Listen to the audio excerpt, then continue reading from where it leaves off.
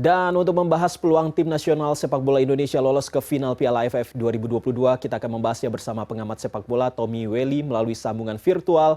Halo, selamat malam Bung Toel, apa kabar Bung Toel? Selamat malam Iqbal, kabar baik, sehat. Sehat Bung Toel. Bung Toel, langsung saja kita ketahui bersama bahwa pemain Indonesia sendiri saat ini sudah berada di Vietnam. Dan kita ketahui juga bersama bahwa di leg pertama pada hari Jumat yang lalu, Indonesia imbang 0-0 dengan Vietnam.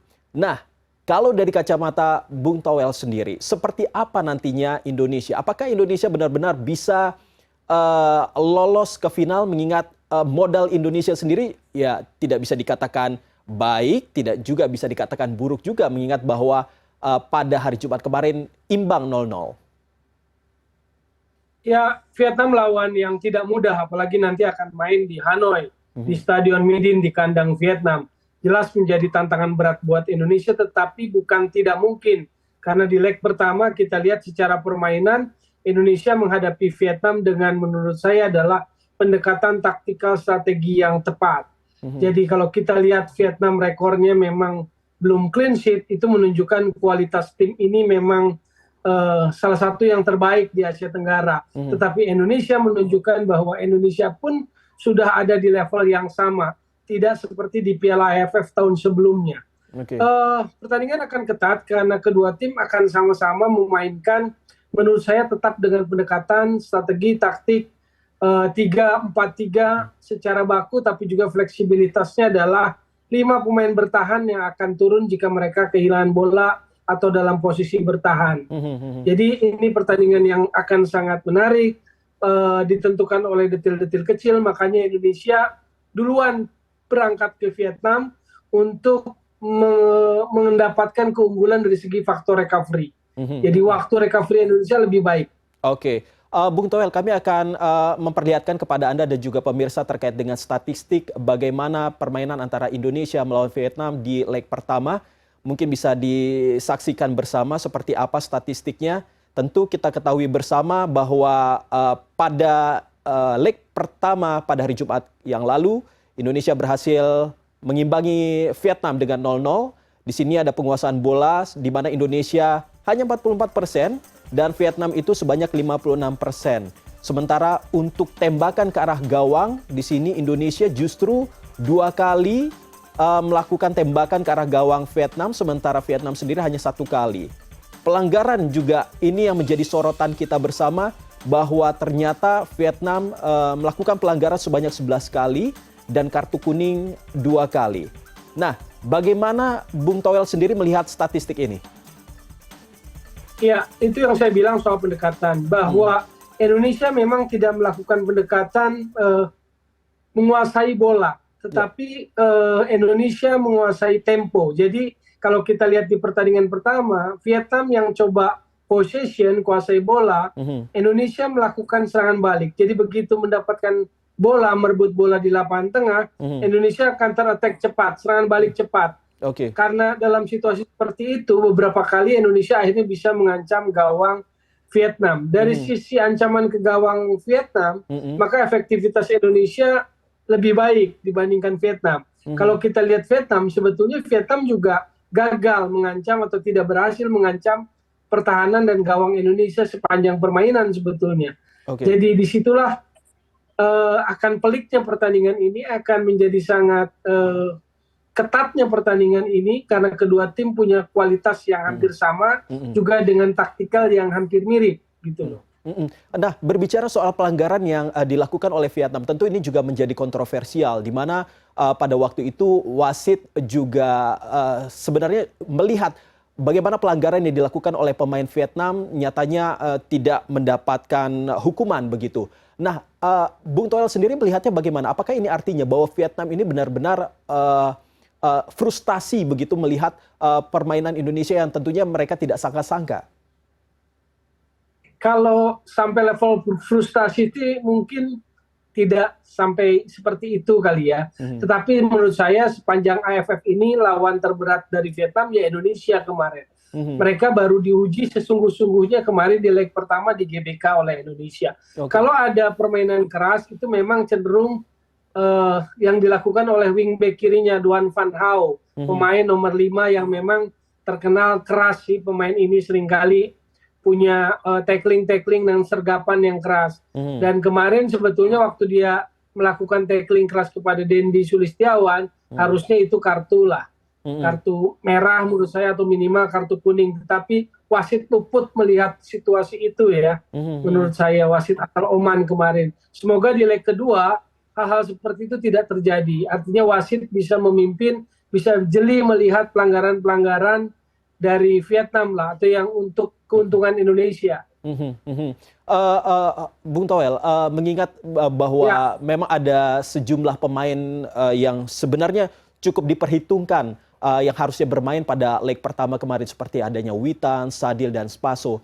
Ternyata ini justru tidak diturunkan menjadi starter. Apakah pada leg kedua esok hari ini, Sintayong masih akan menurunkan formasi yang sama seperti pada leg pertama? Saya cenderung melihat bahwa Sintayong akan menurunkan formasi yang sama seperti leg pertama. Jadi kiper belakang dan tengah tidak akan banyak berubah. Saya lihat juga Dendi Sulistiawan akan jadi pilihan pertama untuk striker, karena dalam jumpa pers Sintayong membawa Dendi Sulistiawan. Jadi itu artinya pemain yang dibawa ke arena jumpa pers itu adalah pemain yang akan main di starting 11. Tinggal pendampingnya apakah Yakob Sayuri lagi dan Marcelino Ferdinand. Menurut saya mereka berdua tampil sangat excellent, sangat baik di leg pertama. Jadi kalau kita lihat penampilan Witan sebelumnya di penyisihan, Spaso dan juga Sadi Ramdhani tidak terlalu mengesankan. Ternyata menurut saya keputusan Sintayong memberikan kepercayaan pada anak muda Marcelino adalah keputusan yang berani, dan menurut saya anak muda ini bisa diberikan kepercayaan untuk main sebagai starter. Tapi Bung Toel, apakah Bung Toel bisa memastikan bahwa keputusan Sintayong untuk tetap menerapkan formasi yang sama seperti di leg pertama akan membuat Indonesia unggul begitu, mengingat bahwa tentunya Vietnam juga banyak mengambil pelajaran dari apa yang terjadi pada hari Jumat yang lalu? Ya, saya pikir kalau kita mengamati perjalanan di AFF tahun ini, penampilan kemarin di leg pertama semifinal itu adalah penampilan terbaik Indonesia. Jadi menurut saya itu akan dipertahankan, kalau bisa ditingkatkan. Ditingkatkan itu terutama adalah soal bagaimana menciptakan sebuah peluang, creative chances, lalu mengeksekusi finishing yang bisa menghasilkan gol. Karena secara aturan, kalau kita bisa draw 1-1, Indonesia lah yang lolos ke final. Jadi menurut saya, kalau dari yang kemarin, belakang tetap nggak boleh error, nggak boleh salah sedikit pun, tengah juga harus solid, depan nih yang harus disokong habis-habisan secara tim untuk bisa meraih kemenangan atau menciptakan gol. Juga situasi bola mati, set pieces bola mati menurut saya harus dimaksimalkan oleh Indonesia. Karena kemarin banyak mendapatkan tendangan bebas kan, 1, 2, 3 kali kesempatan di depan area penalti dapat tendangan bebas, karena pemain Thailand melakukan tackling cukup keras, dan itu yang harus dimanfaatkan. Tendangan bebas itu harus jadi situasi untuk peluang gol gitu. Oke, tapi ada kemungkinan nggak kalau Sintayong ini akan melakukan pergantian pemain di akhir-akhir pertandingan begitu seperti sebelum-sebelumnya? Bisa saja pergantian itu kan bagian dari taktikal. Bisa karena penampilan pemain yang menurun atau ada perubahan taktikal, bisa saja. Hanya kalau kemarin di leg pertama, memang 11 pemain tampil sangat mengesankan sejak awal permainan. Jadi kalau mengubah pemain, mengganti pemain, itu kan ada kekhawatiran bisa mengubah ritme, mengubah sentuhan. Itu yang harus dijaga oleh pelatih. Jadi pergantian pemain tidak semata-mata karena pemain itu capek, tetapi pergantian pemain dalam level seperti ini adalah bagian dari taktikal. Oke, Bung Toel, ini berbicara lagi kembali soal apa yang terjadi pada leg pertama pada hari Jumat yang lalu terkait dengan wasit yang bernama Omar Al-Yakubi begitu, yang sempat menuai kontroversi terkait dengan tadi apa yang sudah kita bahas, yang harusnya mendapatkan hukuman dari pemain Vietnam ini justru tidak demikian nyatanya. Nah, menurut informasi, untuk di leg kedua nanti ada wasit Araki Yasuke dari Jepang yang akan mengawal pertandingan esok. Sebenarnya kalau dari kacamata Bung Toel sendiri, seperti apa sebenarnya sosok Araki ini? Apa betul bahwa dulu ia juga pernah mengusir kiper Vietnam? Ya, saya pikir Araki Yasuke memang punya rekor atau buat Vietnam menjadi kurang bersahabat karena pernah mengusir salah satu pemain Vietnam. Tetapi saya pikir itu bukan salah satu faktor yang harus menjadi menjadi meninabobokan Indonesia gitu loh. Yang pasti adalah bahwa AFF menilai kepemimpinan wasit yang kemarin nggak boleh terulang di leg kedua. Karena pertandingan akan makin tinggi tense-nya, lalu temponya juga bisa jadi lebih cepat, maka juga kepemimpinan wasit dituntut untuk sangat sigap mengambil keputusan di situasi yang sangat cepat gitu loh, di situasi yang mungkin juga emosional juga tinggi ya, ketegangan tinggi. Itu yang harus diantisipasi oleh AFF sebagai pemilik event ya. Lalu apa yang harus dilakukan oleh tim Indonesia mengingat bahwa permainan tim Vietnam ini kan cukup keras begitu ya, apalagi tadi seperti disampaikan oleh Bung Toel. Apa yang harus dilakukan oleh pemain-pemain Indonesia ini mengingat bahwa tentunya pemain Indonesia ini juga agar tidak terpancing begitu, terbawa emosi ketika harus berhadapan dengan Vietnam? Ya, makanya di pertandingan menentukan seperti ini, babak puncak seperti ini, semifinal, mentalitas itu penting, non-tenis itu penting, emosional itu penting. Jadi pemain harus tetap fokus, kepala dingin, walaupun dengan gairah yang meluap-luap luar biasa, karena motivasi besar ingin menang, tetapi kepala harus dingin, bahwa ada kecenderungan wingback kiri Vietnam, terutama nomor 5 itu Doan Van Hau, cenderung bermain keras, justru itu yang harus dimanfaatkan. Eksploitasilah Doan Van Hau, maka kita berharap keuntungan.